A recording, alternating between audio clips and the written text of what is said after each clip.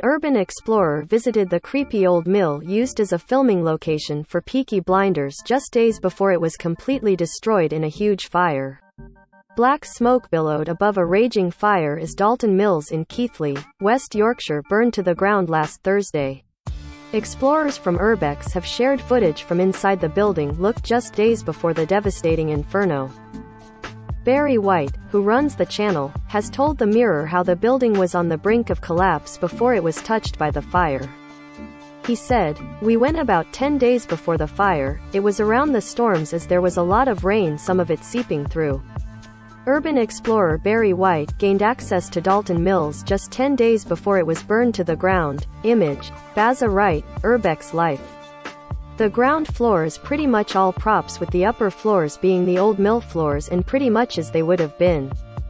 There was evidence of work that had been carried out on the upper floors, so I presumed that renovation was planned, as is stated if you Google the mill. Though I don't think it was too recent. Some of the upper floors were giving way in parts, so without renovation it could have collapsed, I'd say. Barry said there were 2 sections to the building. Upstairs remained untouched, while downstairs was an abandoned film set. Image, Baza Wright, Urbex. Barry explained how the mill was split into 2 sections. Upstairs the building was in the same state it would have been during its heyday in the late 1800s, when it was the largest textile mill in Yorkshire. He said, highlights were the cast iron supports. The concrete stairs that go up the floors were so worn from the hundreds of thousands of footsteps that they sloped. Barry said the cast iron supports, pictured, were his highlight of the visit. Image, Baza Wright, Urbex Life. He also said the mill still smelled of the oil and machinery that once stood there. Barry also found an old workstation littered with original receipts from the 1970s or 80s which were for wool sales. There was also an old workshop that had tools from the past and that was really unique. In an upstairs workstation, Barry found a pile of old receipts from the 1970s and 80s. Image, Baza Wright, Urbex Life. The explorer revealed how he slipped into the building through an open window frame around the back of the block.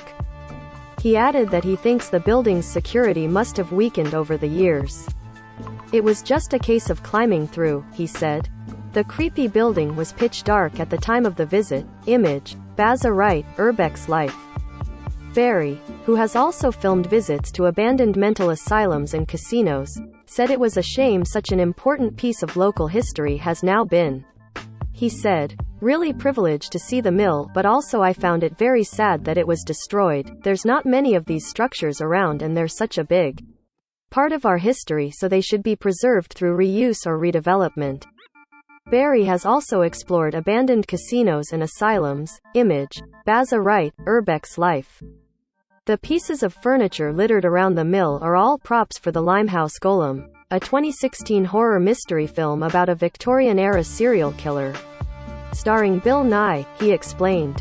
The visit came just 10 days before 100 firefighters were called in from across Yorkshire as the inferno ripped through the old mill, once the largest in the county before it collapsed in a pile of ashes and embers. As well as Peaky Blinders, starring Cillian Murphy as the head of the Shelby crime family, the listed mill has been used as a set for the Great Train Robbery and Downton Abbey. The fire completely destroyed the building. Image, West Yorkshire Fire. Yesterday, cops confirmed that 5 teens have been arrested on suspicion of arson after the blaze. They have now been released on bail. Yorkshire Live. The mill, which closed in the 1990s after falling into disrepair, first opened in 1869, according to the Yorkshire Post. In its heyday of 1869 to 1877, the mill was a major regional employment hub, with as many as 2,000 workers.